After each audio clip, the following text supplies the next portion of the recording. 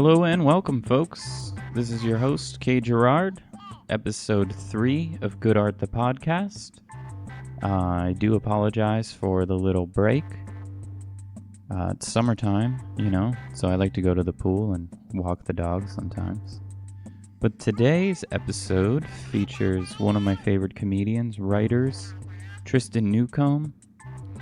He is actually in character the entire episode as his sort of self-loathing stand-up comedian character, Albert Snodoloberm. And we discuss his book from 2018, Harry Potter and the Trespassing Functional Alcoholic, toilet wine / fiction, tortilla chips, and stand-up comedy while no one's listening, and go in depth into the book. I hope you guys enjoy it.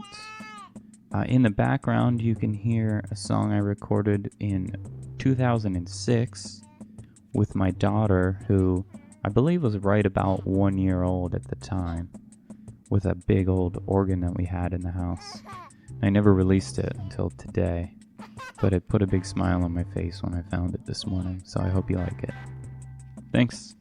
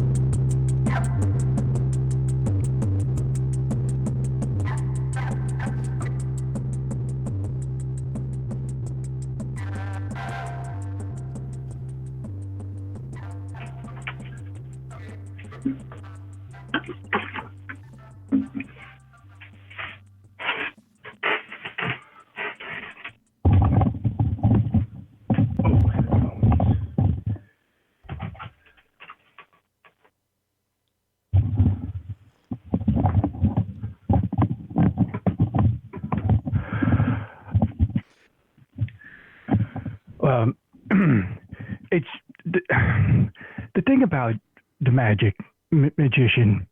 I just hate smart-assy, know-it-all, show-off people. Who aren't even doing a real thing. If you got genuine talent at something, fine, show it off. But people doing magic, we could all do that if we had enough money to buy that magic equipment and had enough lonely hour to learn a bunch of tricks. And that's it. You see, that the tricks, they aren't skills and talent, genius. They're just tricks. They're like bar bets, like the guy who says, I can make that 3 matchsticks into 4. And you're like, oh, you can't do that. And then he just spells the number 4 with them, like a triangle with the legs sticking down.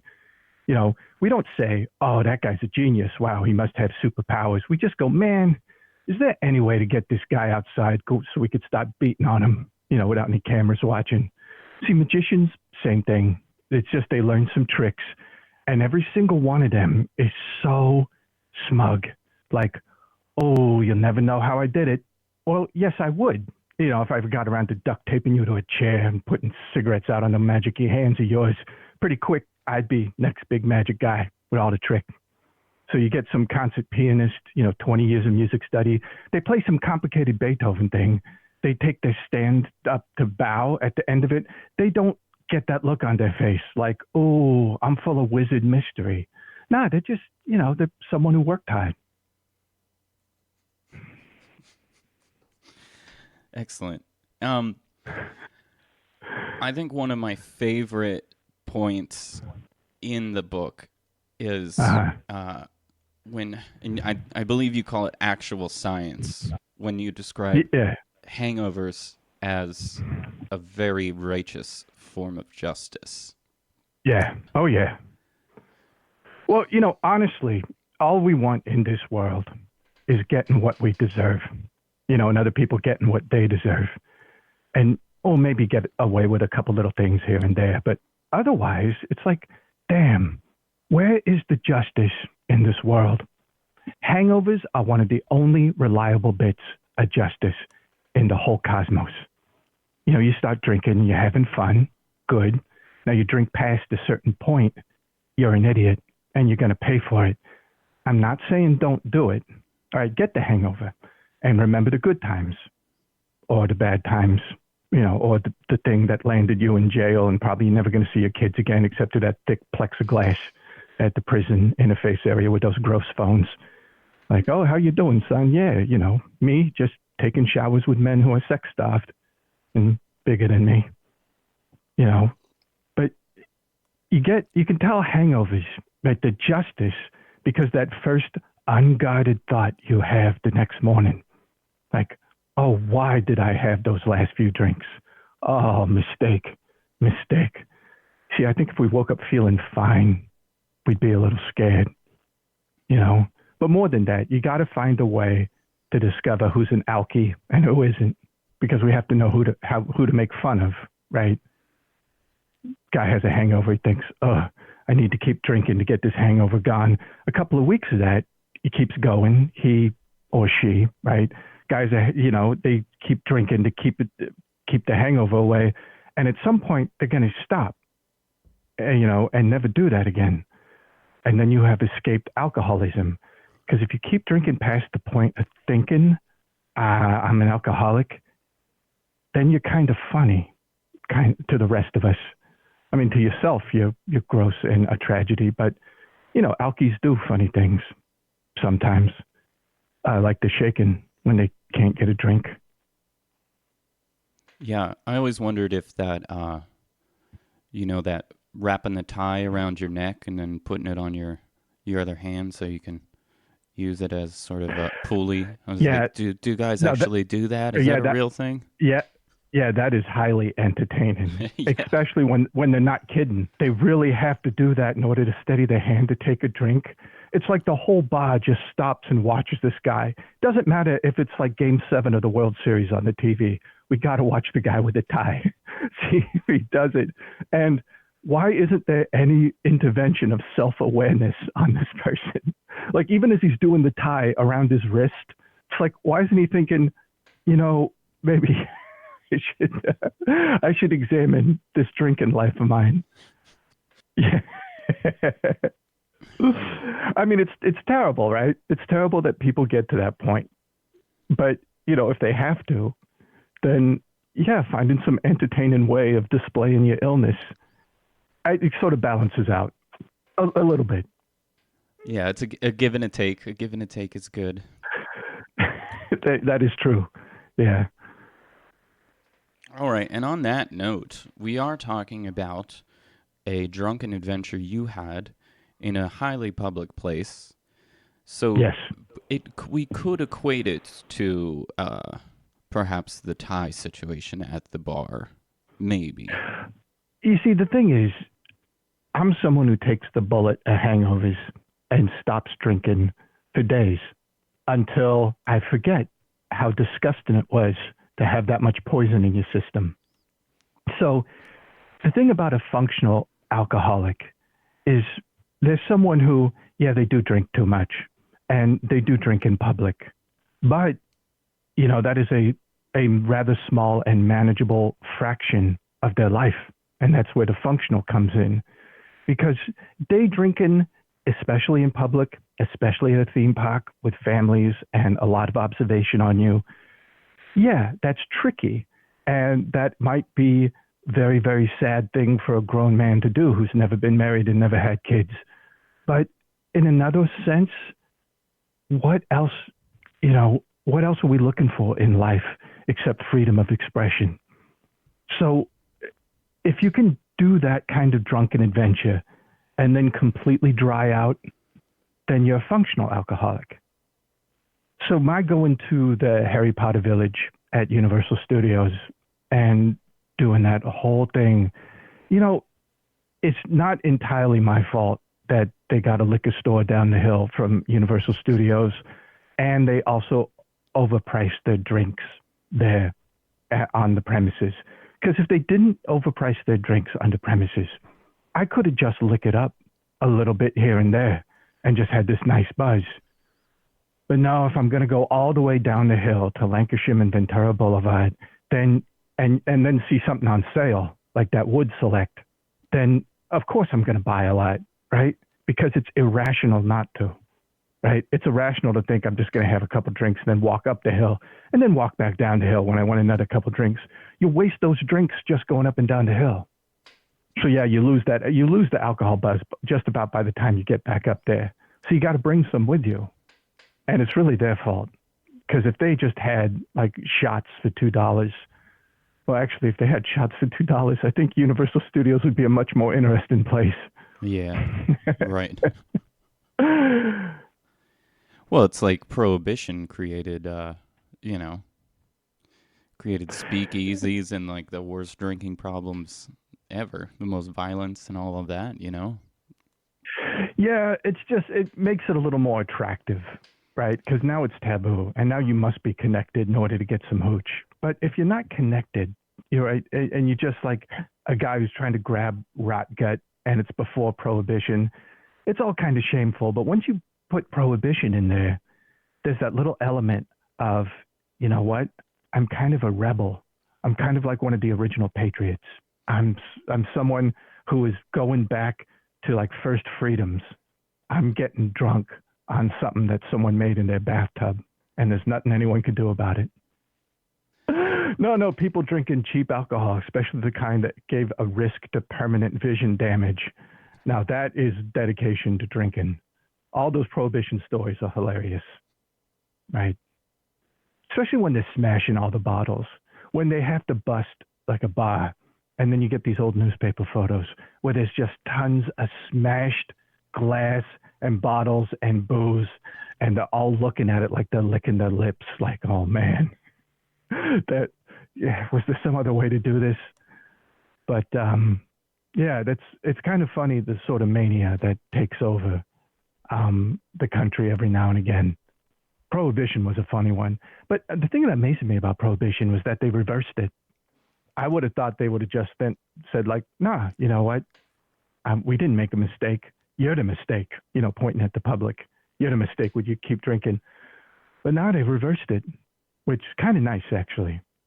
I'm going to bring up another aspect of the book here. You sort of described that, and I think this goes along with what we were just speaking about, the sort of intrepidness that comes with the initial buzz of your drink, and what sort of wonders that can inspire in a person.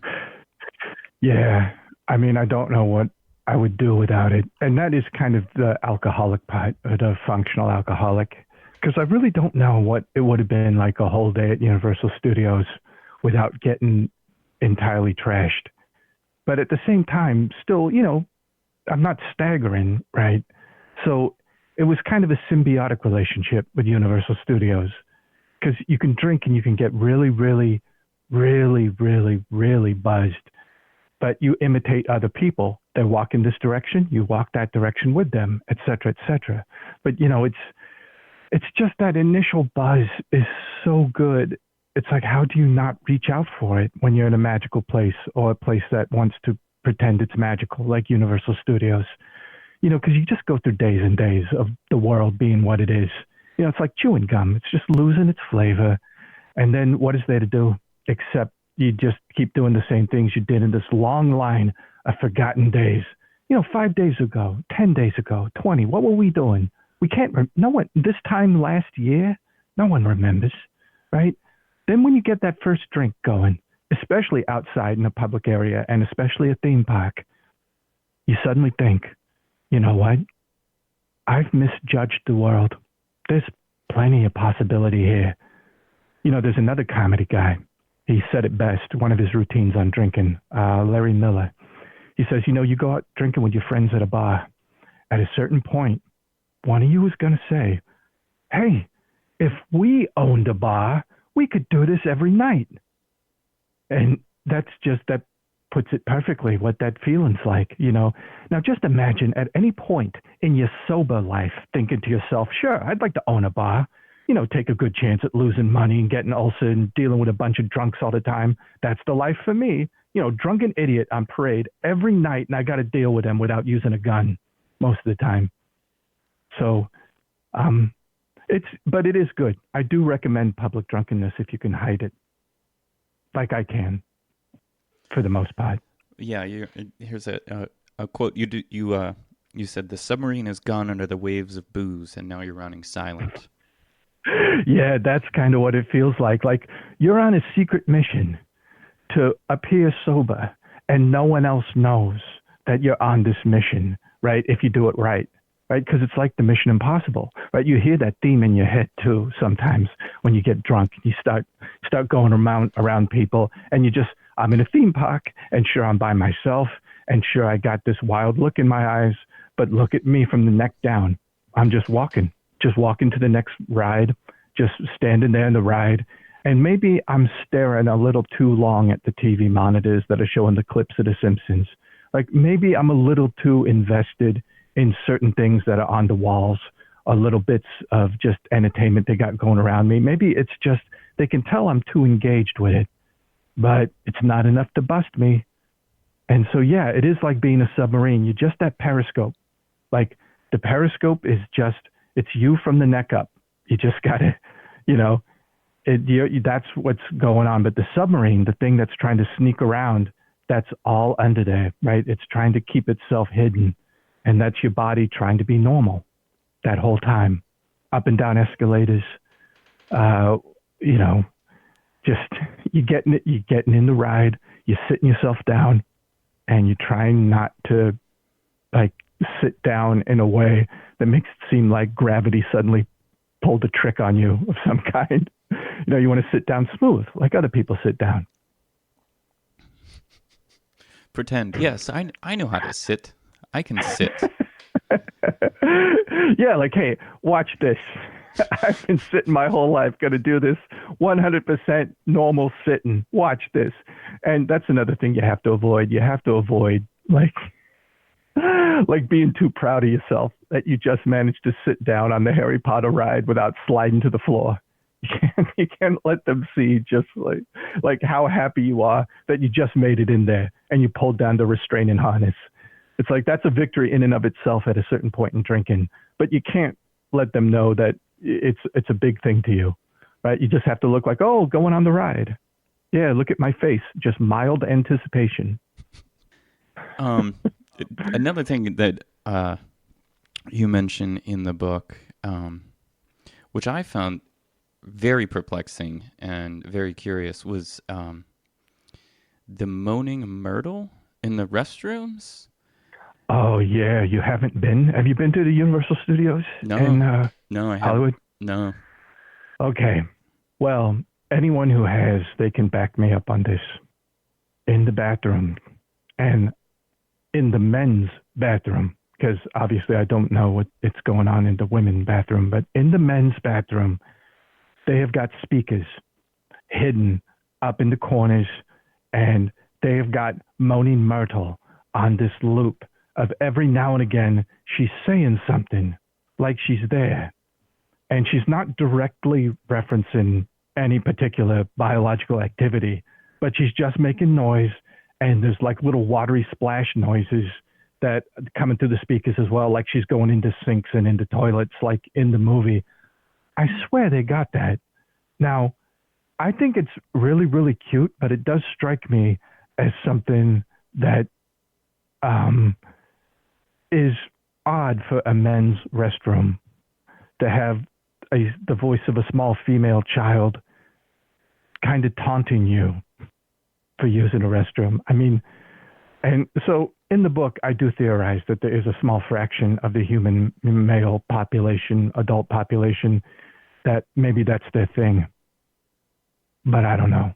It's a very curious thing. Yeah. But it is true.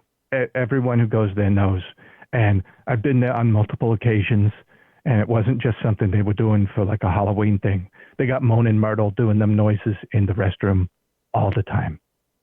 In the movies, she does give the impression of being underage, which to me just makes this whole thing really kind of creepy, and I'm surprised there wasn't someone in the chain of command that did not give this a red stamp. Just like, hey, wait a second. This is just, I don't think this is a good look for us. I think this could come back to bite us. But, strictly speaking, in the Harry Potter lexicon, it is a rational choice having Moaning Myrtle sounds in the bathrooms. So maybe it's a licensing issue. Maybe they're like, hey, you have a restroom, Harry Potter Village. Come on, you got to go all the way with this, right? It's like you can't have a snack bar there that just says burger or just says donut. It's got to be something magical. Well, you got a restroom. No, you just can't have normal restroom noises.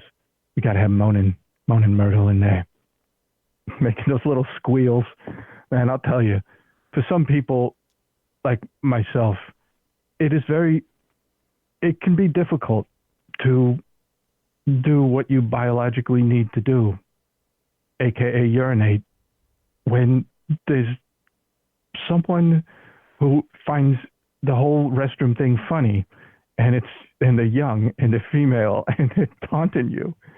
You could just kind of stand there for a long time thinking, okay, it's not real. She's not really here. Just get stuck, stuck in that pee shy stuck. Yeah. Yeah, if ever there was going to be someone who was going to do that to you, it was going to be Moaning Myrtle, because, it's just, she's just too comfortable there, right? And it's not a place where a person should be comfortable. And there's one other thing I should say, which is this. A final bit of advice to folks. There is an alcohol brand out there. It is called Wood Select. I don't know if it's anywhere I don't know if you would ever get to a liquor store where they'd have this. I did for the Harry Potter adventure. And I want to tell people, sure, it's the cheapest. And sure, it does the job. But you're not going to like it coming back up. And you're not going to like it the next day. And you're just better off throwing $3 more into your purchase and getting the next step up, which I think is Black Velvet, is the next cheapest. Old Crow. You want to stay away from Wood Select, and you'll know it even if you forget the name, because it's an easy name to forget. You'll know it because you turn it over, and the label's in Chinese. Everything about it's in Chinese except for a couple of numbers, like the quantity number. So that's how you tell it that it's the one to stay away from. I've never seen Wood Select anywhere before. I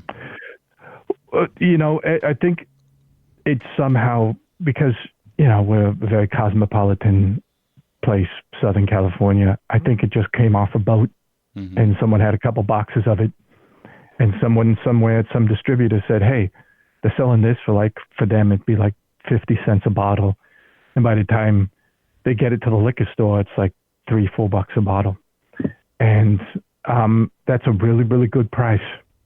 And you're thinking, well, I can mix it with something. You can't mix this with anything. There's something, it's cheap booze, right? And that's tough already because it's the first thing when you drink it, it's like, ouch, right? Why am I drinking this stuff that's essentially gasoline without the good gasoline smell? But it's also that somewhere in China, they must have thought it would make it like a party beverage to add a flavor that is almost birthday cake. It's not like it is birthday cake, right? It's cheap whiskey. But you do get reminded of something. Like they found a way to make whiskey out of donuts. Like they stuffed a bunch of donuts into a barrel and waited a year. But worse than that. What do they call that in jail? Oh, they call that something wine. I think toilet wine. Yeah, something like that. I don't know. I think that's a myth. I don't think anyone has ever made a beverage in a toilet in a prison. I think that's just one of those things that we on the outside, for now, we like to think, oh, that's what they have to do to get booze. You can't. Okay, you got a toilet that is going to be not in use for a few hours. What? You're going to wave a magic wand over some grapes in there, and it's getting, I don't know. I don't want to think about that. And I don't want to think about what I mean when I say wand. So I think that's a whole area of conversation we could just kind of, leave unsaid. Yeah, we can forget about that. That's gonna conjure up Moaning Myrtle again, I believe. That's true. I mean, you see, the thing about Moaning Myrtle in a prison, I mean, it's like there's a toilet in every cell, so it gets worse and worse for her. I mean, the restroom in Harry Potter is pretty slick. You look at it and you think, oh my God, this is like a Gothic loft. This would be $4,000 a month if it were in Brooklyn. Okay, I can see why she's hanging out in here. But no, in a prison. You know what? We've given someone an idea for slash fic that I think, I just want to say you and I are not responsible if anyone takes that idea. Yeah. And does anything with it. You and I have just been bystanders. We're just talking here. We're never gonna, nothing. What?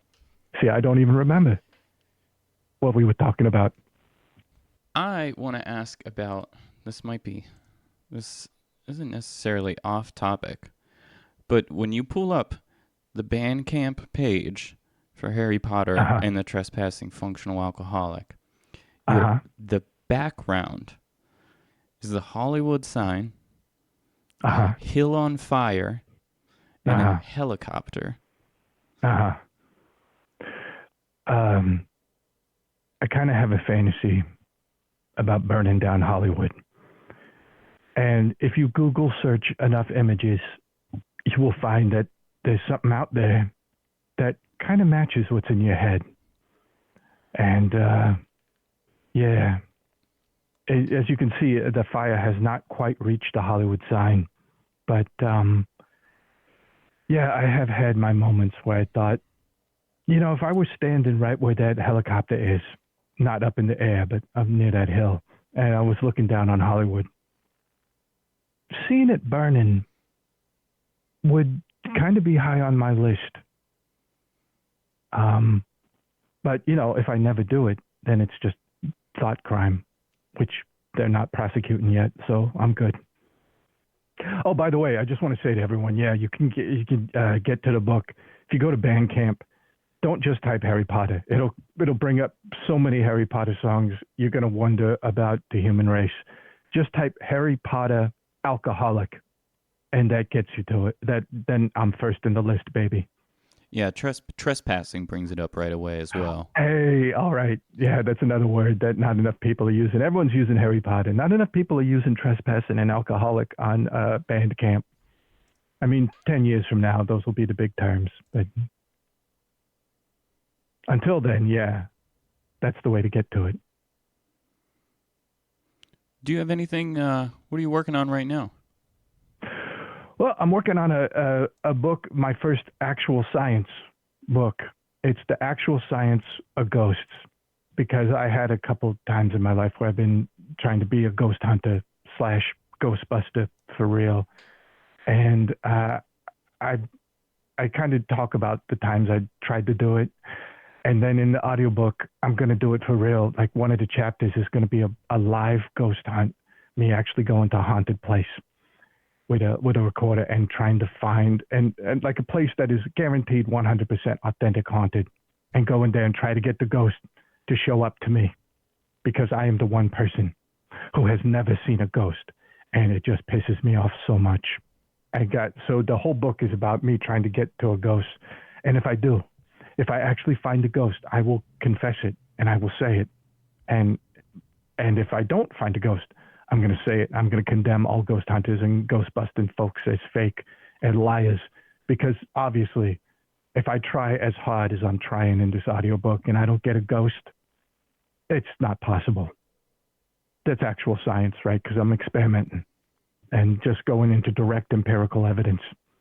And so that's it. It's the first real book about ghosts ever. Every other ghost book, forget it. This is the one. This is the first real one. So it's going to be called The Actual Science of Ghosts, and it'll be out, another month or two. So August, start looking August, I think. mid-August. Yeah, it's been fun so far, but the real ghost hunt I haven't done yet, but I've picked the place. So I'm getting spooked out even thinking about it when I think about it, because it is a place that has a reputation for being actually haunted. And I'm going to go in there by myself with the lights out because I know how to get the key for it. All right. Harry Potter alcoholic. Put those words into the Bandcamp engine. And the thing is, you can listen to the first chapter for free. And you can see if this feels like it's going to be the kind of day drinking theme park adventure that you would like to go along with. So, yeah. And I have to say it was a labor of love, because drinking at a theme park,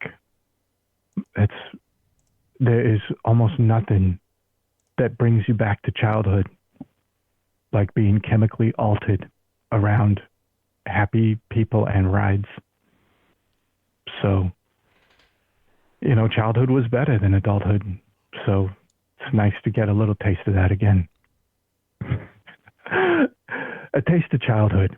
Harry Potter and the Trespassing Functional Alcoholic. Now available at bandcamp.com. Did you, the Tortilla Chip, let's get off topic here a little bit. The Tortilla Chip video. Uh-huh. Are you familiar with the guys from the last podcast on the left? Have you heard of them? No. Okay, well, they have a pretty big, it's like a comedy true crime podcast, and they also do a stream on Adult Swim. And a couple months ago, they showed your Tortilla Chip video. No kidding. Yeah. I had no idea. Yeah, and I got to try to look that up, because wow. I had no idea. And the thing was, now people think of that video as like, oh, that was clever. I think at the time I meant it. I think at the time I might have thought I really uncovered something about tortilla chip manufacturing and distribution. Now I'm not so sure. I've thought it through, and it does seem like I have introduced some complications to all tortilla chips being made in one building, and it's all the same chip, just some of them are stale and, I don't know, cooked longer. But, well, that's nice to know. I got to try to see if I can find any evidence of that. That would make my day. Yeah, I was wondering if you saw a spike in your subscribers or anything. Every now and again, I do a little bit, but I don't know where that comes from. I kind of feel like someone somehow just said, oh, they posted it somewhere, and then you get a little spike. Mm-hmm. But, subscribers, I think maybe the days of people coming out of nowhere, getting millions and millions of subscribers, I don't know. I don't know if that's the environment anymore. I think it's so many people doing so many funny things. The thing about the people watching on the YouTube channel never got famous. They are the best audience ever. Man, if they had been there during my live career, I would have so many less nightmares and revenge fantasies.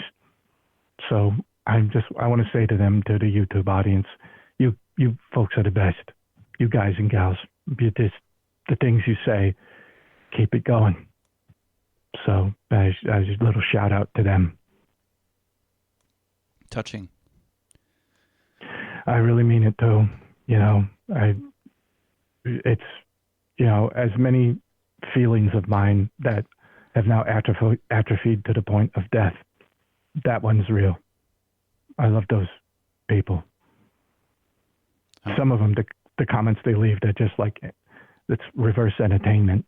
It's like, whoa, this is like now I'm getting more entertained than even you were with the video by my reading this comment.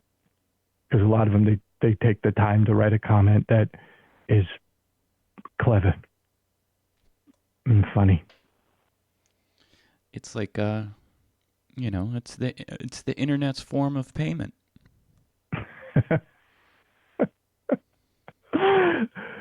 You can sustain yourself on it for a little bit, but it's a little like dopamine payment, endorphin payment, or whatever's in your brain.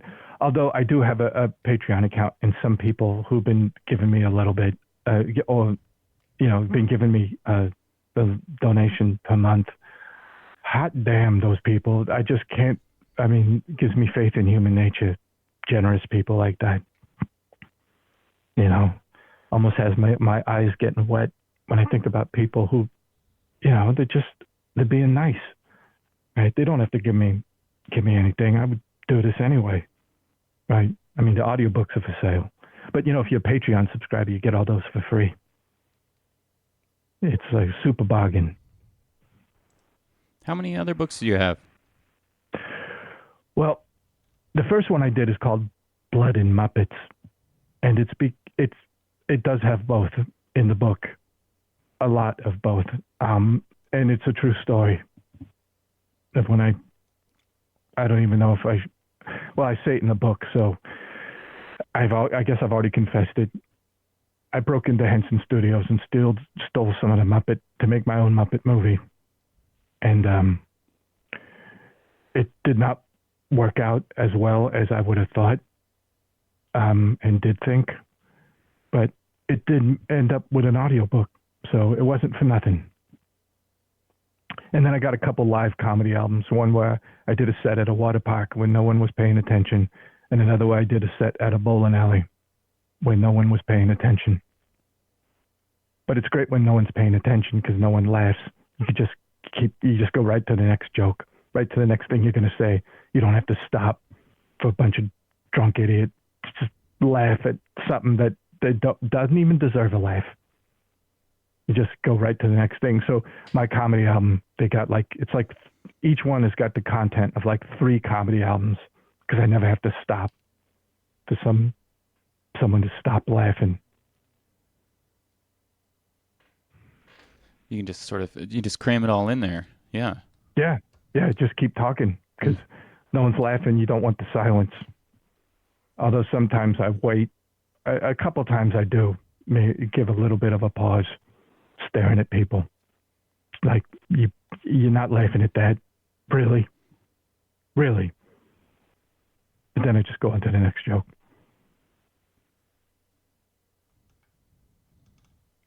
Well, what do you want to end on here? What do you think? I would just like to say that I do endorse for any single men out there who never got married, never had kids, and all their dreams are dead. Anything that they really wanted to do when they were younger, it slowly got crushed. There is recompense for that. There is something that you can get out of life that all those other successful people with families can't get. And you can get that feeling of being like the only person in the world. And when you're drunk at a theme park, sure, there's a lot of visual evidence that you're not the only person in the world because you're surrounded by a ton of people. But that sensation of being the only person in the world on a magical planet, you can get that, and you would not get that if you were a person with family responsibilities and or purpose. But if you do anything bad that gets you legally in trouble, then I never said drink at a theme park. Yeah, we have to include the disclaimer. Yeah. Yeah, the disclaimer is if you get in any sort of legal trouble and you point at me, what I'm saying is, look, you paid the idiot tax, and if you're gonna take suggestions from a guy just because he was on the radio or podcast or other audio format, then they should double your sentence, your jail sentence. Up that idiot tax to include VAT like they do in Europe. Yeah, and you got to figure out how to make toilet wine too. Yeah, just think, when you're going to do something that's going to put you legally in jeopardy, just think, hey, you know what? My alcohol access is going to be severely limited for maybe more than a year maybe years, if I do something, if I do this thing. Like, if I pull this fire alarm and someone gets injured as they're rushing out of the Transformers ride, which I think the Transformers ride, that'd be a fun one to do the fire alarm. I am saying hypothetically, that is not a suggestion. But yeah, that would be a fun one, because everyone got to get out of the cars and start running through the ride and thinking, oh man, if this ride was stupid to begin with, and now the suspension of disbelief is at an end. Do you think maybe you could just, if you were in that situation and you did get caught, maybe you could just say you were trying to enhance the riding experience? You know, that's a good point. You could also say that you thought it was part of the ride. There's so much noise and sirens and stuff in that ride. You could think like, hey, you know what? I thought there was a real fire. All bad. That's a great theme park excuse. I thought that was a real dinosaur. It was about to get us in the boat. I had to pull the alarm, and then I thought, oh wait, no, there's no dinosaurs. I forgot.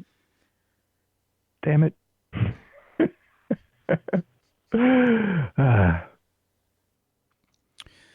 Well, Albert, how do you say your last name? It's Snodoloberm. Snodoloberm. Yeah. Yeah. Snodoloberm. Snodoloberm. It would have looked great on a marquee. Yeah. You know, that's a lot of letters. It's a lot of the letter O, so they could have used the number 0 if they ran out. Yeah. Oh, it's sideways 3 at the end. Well. Hey, that's right. Yeah, we can do that. Yeah. You've done this before. Damn. All right. Well, I think we're going to wrap it up here. Okay. I appreciate you calling and chatting with me. No problem. Maybe we'll do this again sometime. Yeah, that would be lovely. Maybe, yeah, ghost book. Yeah, follow-up interview.